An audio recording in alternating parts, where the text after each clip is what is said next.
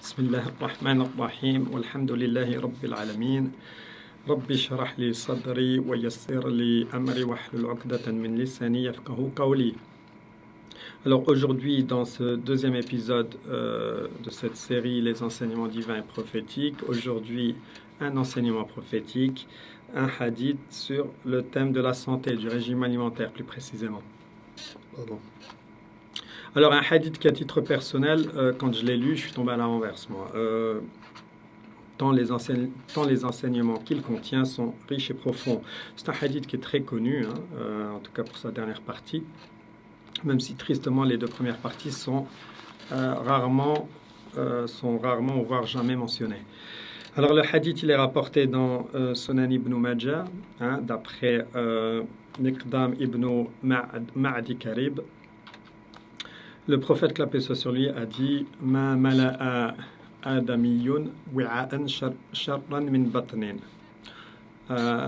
Hasbul adamiyyi luqaymat yuqimna sulbahu. Fa in ghalabat al-adamiyya nafsuhu fa thuluthun lit-ta'am wa thuluthun lish-sharab wa thuluthun lin-nafs. » Donc, le prophète, que la paix soit sur lui, nous dit dans ce hadith, le fils d'Adam ne remplit pas pire, c'est la première partie du hadith, ne remplit pas pire récipient que son ventre. Quelques bouchées, nous dit-il le prophète, que la paix soit sur lui, suffisent au fils d'Adam pour littéralement, parce que dans la langue arabe,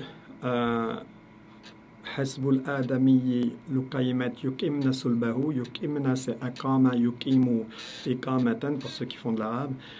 C'est littéralement tenir debout, se tenir debout. Donc c'est littéralement, il lui faut quelques bouchées. Luqaymat dans une autre version du hadith c'est ukulat, mais littéralement il faut quelques bouchées pour tenir sa colonne vertébrale droite. En gros, nous, dans la langue française, on dirait il lui faut quelques bouchées pour se tenir droit, pour se tenir debout. Et ensuite, le prophète continue, il nous dit si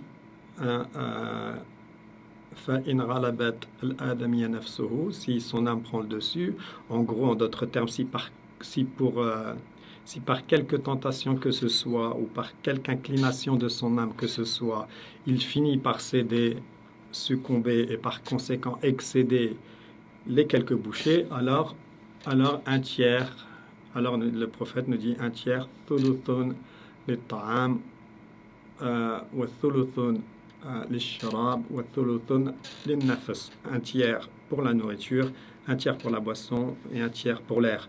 Ici on comprend bien entendu, alors qu'il remplit son estomac avec un tiers de nourriture, un tiers de liquide ou de boisson et un tiers d'air. Alors, comme je l'ai dit, ce hadith il est sur le thème de la santé, du régime alimentaire. Définissons rapidement pour commencer, ce qu'est un régime alimentaire. Alors, conventionnellement, un régime alimentaire se caractérise par les qualités et les quantités de nourriture consommées pour répondre à des objectifs spécifiques de santé ou à des objectifs, dans d'autres cas, ça arrive à des objectifs culturels, religieux ou personnels. Un régime alimentaire pour être en bonne santé, nous dit-on, devrait inclure une variété d'aliments provenant de tous les groupes alimentaires. Ici, les questions, donc, on voit bien, il est question de la qualité de la nourriture consommée. Et tout cela, nous dit-on, en quantité appropriée pour fournir les nutriments nécessaires pour soutenir la santé et le bien-être. Ici, on voit bien qu'il est question de la quantité de la nourriture, la quantité de nourriture que vous allez consommer. Donc le régime, il peut soit être équilibré ou restrictif. Quand il est équilibré, il inclut un mélange de protéines, de glucides, lipides, de vitamines et de minéraux. Et quand il est restrictif, en se concentrant sur certains groupes d'aliments, pour la perte de poids par exemple, ou pour tout simplement des raisons médicales, on dit de ce régime qu'il est restrictif. Ici, si vous regardez qu'il soit équilibré ou restrictif, il y a une référence directe ici aux aspects qualitatifs et quantitatifs du régime.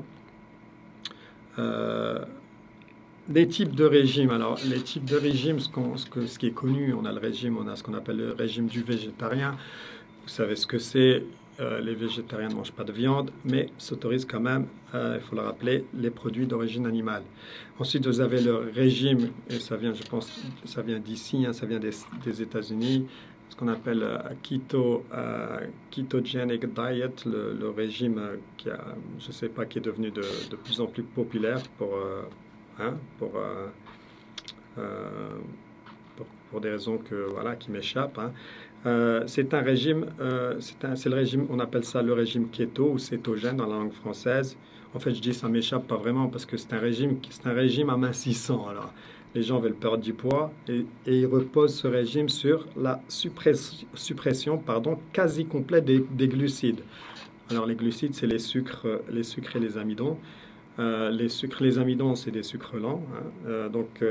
Suppression quasi complète des glucides de l'alimentation. Moins de 50 grammes, nous dit-on, par jour, soit 6 fois moins que la moyenne pour une alimentation équilibrée. Waouh! Donc voilà. Donc on élimine les sucres en gros pour perdre du poids. Hein. Je comprends mieux que c'est un régime je comprends mieux que c'est un régime qui marche et qui cartonne. Alors, le régime méditerranéen, lui, est un régime basé sur les habitudes alimentaires des pays méditerranéens. Moi qui suis d'origine méditerranéenne, quand je lis ça, je ne suis pas surpris du tout. On privilégie les fruits, les légumes, les légumineuses, c'est-à-dire les haricots, les pois chiches, les lentilles, les poissons, l'huile d'olive, les Italiens, les Nord-Africains ne peuvent pas vivre sans huile d'olive, et les céréales complètes, avec peu de viande rouge ou peu de produits transformés. C'est ce qu'on appelle un régime méditerranéen. Ensuite, on a un autre régime qui est connu, qu'on appelle le régime du jeûne intermittent. C'est un mode d'alimentation qui alterne période de jeûne et période de jeûne et de prise alimentaire. En gros, vous ne mangez pas et vous ne mangez pas pendant une certaine période. Vous ne mangez pas pendant quelques heures, pendant un certain nombre d'heures, et ensuite vous mangez pendant un plus petit nombre d'heures. Le plus connu, c'est le 16-8. Donc, vous jeûnez pendant 16 heures et vous mangez que pendant 8 heures. Et d'ailleurs, subhanallah, ce régime favorise la perte de poids et améliore la santé métabolique. Et si l'on regarde le ramadan, pour nous musulmans, c'est exactement, voilà, c'est ce que c'est. Hein, c'est 16 heures. C'est pratiquement, on n'est pas loin des 16 heures parfois ou plus, hein, parfois en été, etc., de jeûne, et on mange pendant 8 heures ou moins, parfois, comme je l'ai dit, en été. Donc, ça a des bienfaits, c'est prouvé, ça a des bienfaits sur la santé. Donc, nous, on est bien lotis, j'ai envie de vous dire, nous musulmans, avec ce mois de Ramadan. Dieu merci. Donc, qui est un jeûne, en réalité, le mois de Ramadan est un jeûne intermittent. Et même quand vous jeûnez, pour celles et ceux qui jeûnent en dehors du mois du Ramadan, c'est très bon pour la santé. Hein. Donc, en résumé, conventionnellement et fondamentalement, un régime, ici, on le voit bien, repose sur 3 aspects. Il repose sur la qualité des aliments consommés, la quantité des aliments consommés, enfin, sur l'individu lui-même. C'est-à-dire qu'un régime, pour qu'il soit efficace, il faut savoir faire preuve de discipline, par exemple, savoir faire preuve de discipline, de constance. La constance est très importante. Donc, on voit bien que le caractère de l'individu ici, ou plus précisément sa force de caractère, est clé dans ce contexte. Hein. En conclusion, et subhanallah, c'est là où il y a de quoi vraiment tomber à la renverse. C'est là où, moi, à titre personnel, ce hadith m'a plus qu'interpellé. Hein. Ma femme m'a subjugué. C'est quand on a un hadith, hein, en 3 phrases, le prophète, que la paix soit sur lui, a tout résumé, en gros. Hein. Les 3 aspects que je viens de citer, qui sont intrinsèques en quelque sorte à un régime, ont été traités respectivement par le prophète, que la paix soit sur lui. Chacun de ces aspects traités en une seule phrase dans le hadith. Allahu Akbar. Donc, pour nous, en gros, le prophète, que la paix soit sur lui, a synthétisé, si vous voulez, en 3 phrases, il a synthétisé pour nous ce en quoi consiste ce que je considère, moi, à titre personnel, comme le meilleur régime alimentaire du monde pour être en bonne santé. En gros, donc, ce hadith nous enseigne et nous exhorte à la fois, il nous exhorte aussi, il nous enseigne et nous exhorte à manger d'une certaine façon, euh, en d'autres termes, à suivre un régime, un certain régime alimentaire pour être en bonne santé. Voilà l'enseignement de ce hadith complet. Donc on va élaborer rapidement, on va élaborer un peu sur ce hadith. La première partie du hadith, je l'ai dit, Ma mala'a adamiyyun wi'a'an sharran min batnin. Donc le fils d'Adam, nous dit le prophète, que la paix soit sur lui, l'être humain, donc ne remplit pas pire récipient que son ventre. On voit bien ici que la première partie se concentre sur la qualité des aliments. Le prophète est on ne peut plus clair, le ventre est le pire des récipients. C'est à partir de ce dernier que grand nombre de sales maladies ils trouvent leur origine. Et on va le voir, de toute façon je vais revenir un peu plus loin. Donc en gros, n'entre pas ce que veut par la bouche, ne doit entrer par la bouche en gros que ce qui est bon pour la santé. La bouche, si on fait une petite métaphore, c'est un peu le centre douanier, c'est un poste frontière.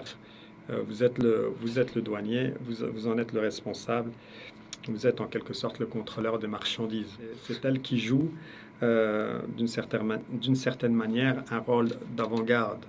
Donc voilà, ça c'est et on est tous à titre individuellement, on est tous responsables de ce que l'on met dans la bouche. Donc le prophète est très très clair là-dessus. Donc pire récipient, c'est le ventre. Donc on doit acquérir des connaissances sur ce qui est bon pour la santé. Sur ce point d'ailleurs, donc pour un peu illustrer ce point-là, qu'est-ce qui est bon pour la santé? Un régime alimentaire, pour être en bonne santé, un bon régime alimentaire, ici on voit bien qu'il doit inclure une variété d'aliments provenant de tous les groupes alimentaires. C'est comme ça qu'on est en bonne santé, donc fournir les nutriments nécessaires pour soutenir la santé et le bien-être. Donc en gros, je vais énumérer rapidement ce qu'est un régime alimentaire sain, pour que vous compreniez que ce qui doit passer, si vous voulez, au centre douanier, ce que vous devez laisser entrer par la bouche. Les fruits et légumes, vous le savez, riches en vitamines, minéraux, fibres et antioxydants. Les fruits et légumes sont essentiels pour maintenir la santé et devraient constituer une grande partie de notre alimentation quotidienne. C'est très clair. Les céréales complètes sont bonnes aussi pour la santé. Les céréales complètes comme le riz brun, le quinoa, l'avoine, le blé entier sont riches en fibres, en protéines et en nutriments essentiels. Ils aident à maintenir un poids, à ne pas grossir, entre guillemets, et ils réduisent aussi le risque de maladies chroniques, les céréales complètes. Les protéines maigres, très bonnes pour la santé,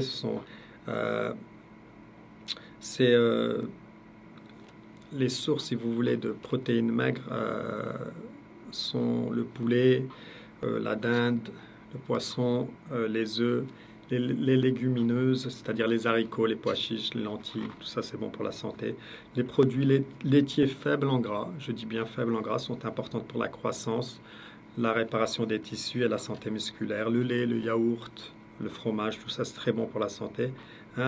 Sont d'excellentes sources de calcium, de protéines et essentielles pour la santé des os et des dents.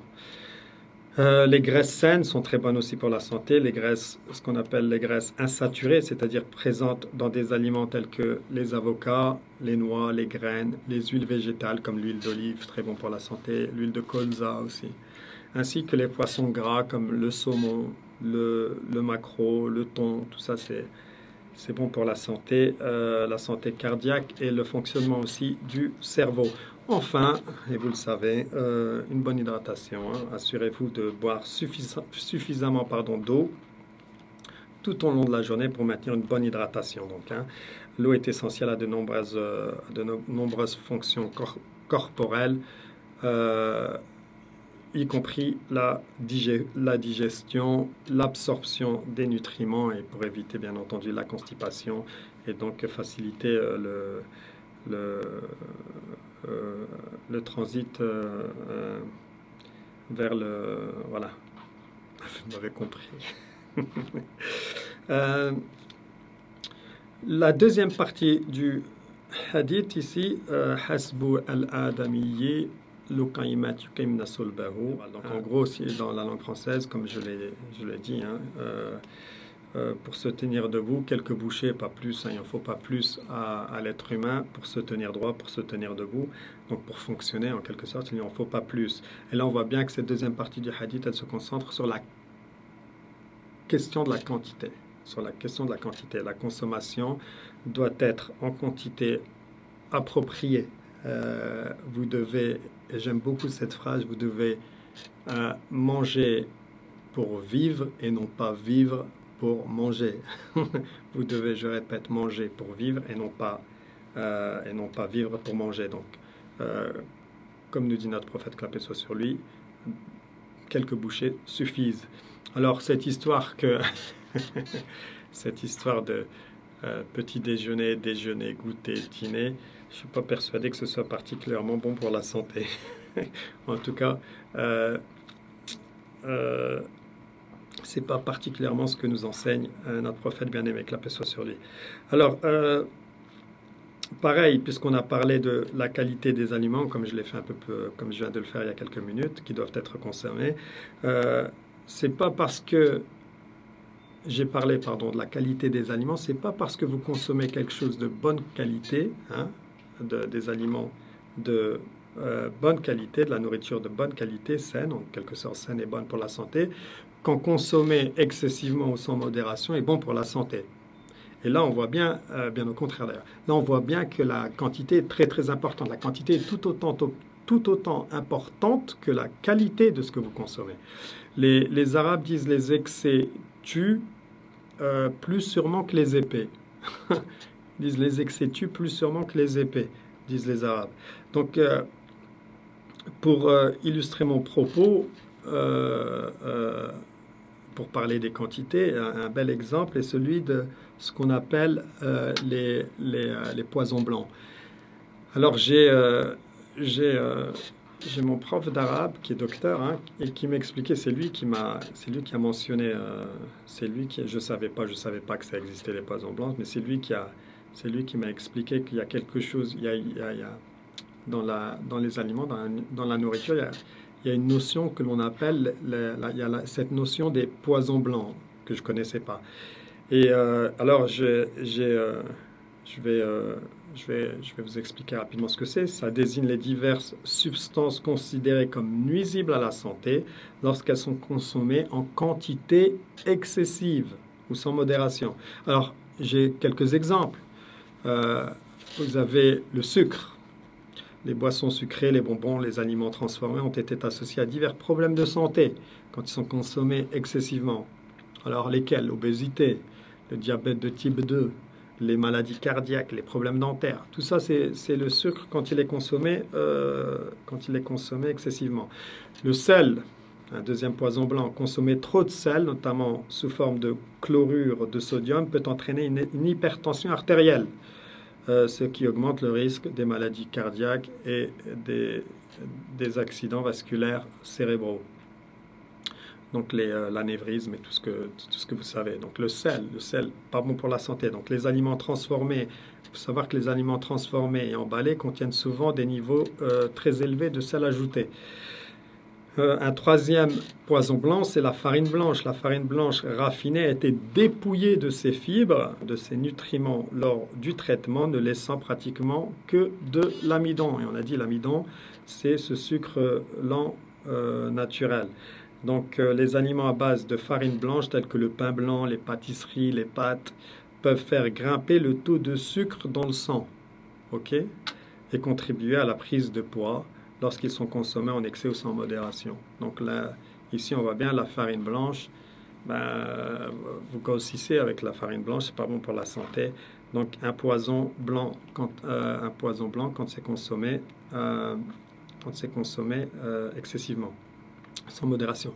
Les graisses trans, qu'on appelle les graisses trans, un autre poison blanc. Les graisses trans sont les graisses trans artificielles, hein, c'est comme ça qu'on appelle ces graisses, souvent présentes dans les huiles végétales partiellement hydrogénées, sont connues pour augmenter les niveaux de cholestérol LDL, hein, donc c'est le mauvais cholestérol en gros, et réduire les niveaux de cholestérol HDL, le bon cholestérol. Donc ces graisses, elles sont connues pour augmenter le niveau du mauvais cholestérol et réduire les niveaux de bon cholestérol, augmentant ainsi dans le même élan, elles augmentent ainsi le risque des maladies cardiaques. Donc limitation des graisses saturées dans votre consommation. Et enfin l'alcool, mais l'alcool, inutile cependant d'approfondir ce point puisque nous ne sommes pas concernés, nous musulmans, puisque nous ne buvons pas d'alcool. Alhamdulillah. Et Dieu nous a préservés de cette manière-là. Dieu nous a informé que l'alcool n'est pas à consommer. Donc, alhamdulillah. Donc, en résumé, ces substances que je viens de citer sont considérées comme des poisons lorsqu'elles sont consommées en grande quantité, sans modération, ou, et ça c'est important de le répéter, régulièrement au fil du temps. Car elles peuvent avoir des effets nocifs sur la santé du corps et contribuer aux maladies chroniques. Donc, il ne faut pas toujours tomber, il faut nuancer un peu le propos. C'est pas juste en consommer sans modération ou excessivement, c'est aussi ne pas en consommer régulièrement et au fil du temps. Donc, si vous en consommez tout le temps, même si vous en consommez peu ou avec modération, mais le faire tout le temps, vous tombez aussi, vous créez un problème. Hein, c'est aussi problématique. Il est donc essentiel de les consommer avec extrêmement de modération et dans le cadre d'une alimentation équilibrée pour maintenir une bonne santé. Enfin, la dernière partie du hadith ici, hein, comme je l'ai dit, si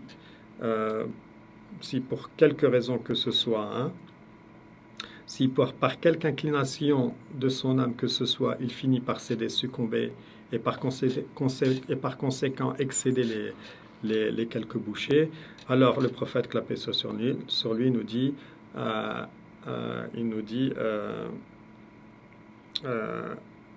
ثلث للطعام وثلث للشراب وثلث للنفس. Ok, un tiers pour la nourriture, un tiers pour la boisson et un tiers pour l'air. Et ici, le prophète, que la paix soit sur lui, a conscience que d'un individu à un autre, le challenge n'est pas le même. Tout le monde n'est pas constant, tout le monde n'est pas discipliné de la même manière. En gros, tout le monde n'a pas la même force de caractère, raison pour laquelle il sait, quand il dit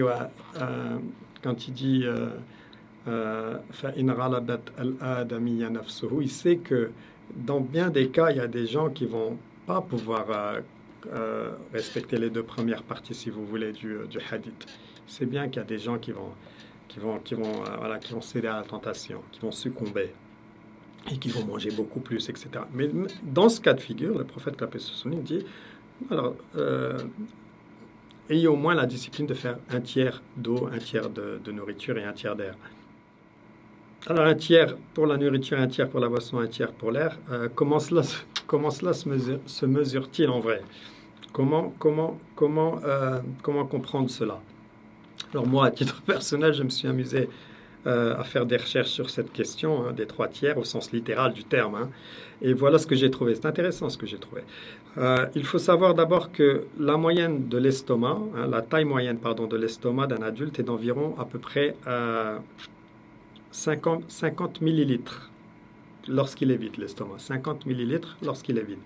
Mais il peut généralement s'étendre pour contenir environ 1 litre à 1,5 litre de nourriture lorsqu'il est plein. Donc 50 millilitres quand il est vide, et il peut s'étendre, hein, à 1,5 litre quand il est plein.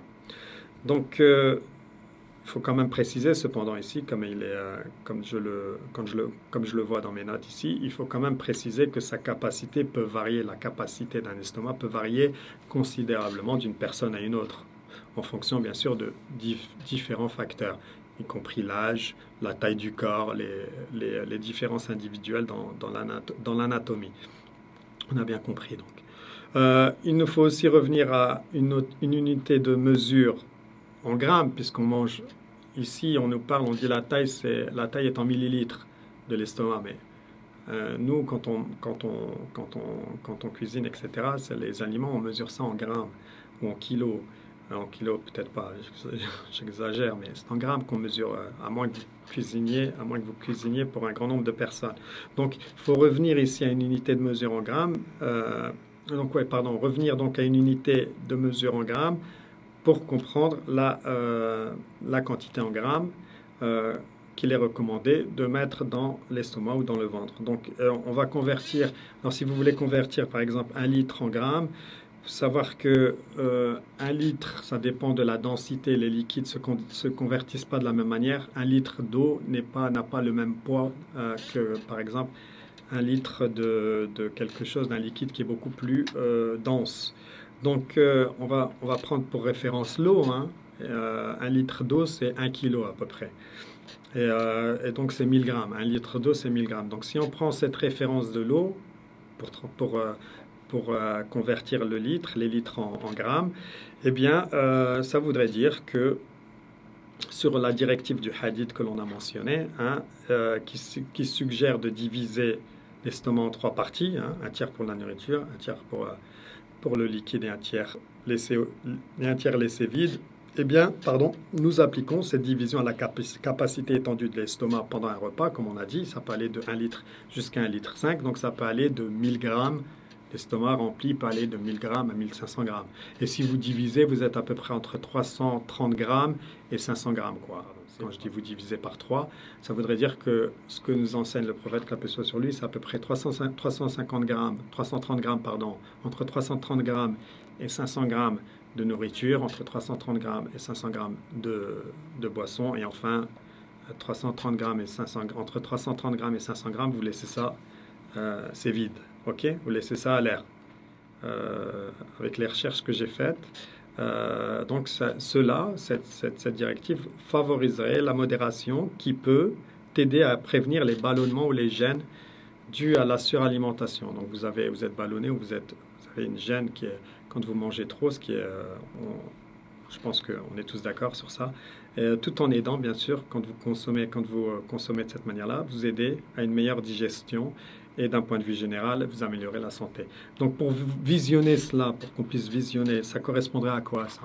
Donc j'ai pris un exemple de repas sain et diversifié pesant entre 300 et 500 grammes, offrant un équilibre ce qu'on appelle des macronutriments, donc des glucides, protéines et lipides, et riche, un repas sain riche ici en micronutriments, c'est-à-dire les vitamines et les minéraux. Donc un exemple de repas équilibré entre 300 et 500 grammes, ce serait par exemple un blanc de poulet, à 150 grammes à peu près. Un blanc de poulet grillé, donc c'est une bonne source, comme je l'ai dit plus haut, comme je l'ai expliqué il y a quelques minutes, au début de cette présentation, une source de protéines maigres qui aide à la réparation et à la croissance musculaire, le poulet. Donc 150 grammes de poulet, c'est très bon ça. Salade de quinoa, 150 grammes par exemple. Quinoa mélangé avec des légumes coupés en dés, par exemple, comme des concombres, des tomates, des poivrons rouges, assaisonné avec l'huile d'olive ou du jus de citron. Le quinoa, nous dit-on, est une bonne source de protéines végétales et de fibres. Donc ici, une petite salade, un blanc de poulet grillé, donc on a 150 grammes, on a 300 grammes. Brocoli à la vapeur, 100 grammes, riche en vitamines K et C, en fibres et en folate. Donc voilà, ici encore une fois, 100 grammes de brocoli à la vapeur, superbe. Et une petite pomme en dessert, environ 100 grammes. Apporte les fibres, la pomme, elle apporte les fibres et la vitamine C. Vous voyez ici que ce petit repas est non seulement équilibré en termes de macronutriments tels que les protéines du poulet, les glucides du quinoa et de la pomme, et des lipides sains de l'huile d'olive. Donc il est équilibré, il est équilibré de ce point de vue-là, mais il est également ce petit repas, il est également riche en fibres alimentaires, les vitamines et les minéraux. Donc tout cela contribuant bien sûr à une bonne santé et au bien-être. Alors encore une fois, euh, encore une fois, c'est moi qui me suis amusé à visualiser, si vous voulez, à tenter de visualiser les propos de notre bien-aimé prophète, que la paix soit sur lui. N'en reste pas moins que, n'en reste pas moins que ce qu'il faut retenir de cet enseignement prophétique, d'une grande richesse, c'est qu'il faut faire méticuleusement attention à ce que l'on mange. C'est ça la vérité. N'entre pas, comme je l'ai dit, ce que veut par la bouche. Il faut manger peu, voire même peut-être très peu, euh, sans aucun excès, en privilégiant la modération. Et enfin, et si tant est que l'on succombe. Alors l'observation, comme a dit le prophète, que la paix soit sur lui, des 3 tiers, un tiers pour la nourriture, un tiers pour la boisson et un tiers pour l'air. Et bien entendu, comme d'habitude, et à juste titre d'ailleurs, Dieu est le plus savant. Wallahu a'lam. Voilà pour cette présentation. J'espère que cet enseignement, j'espère que l'on que cet enseignement prophétique, je souhaite qu'il nous serve dans la vie de tous les jours. Je vous remercie d'être resté, comme d'habitude, jusqu'à la fin. Wassalamu alaikum wa rahmatullahi wa barakatuh. Assalamu alaikum.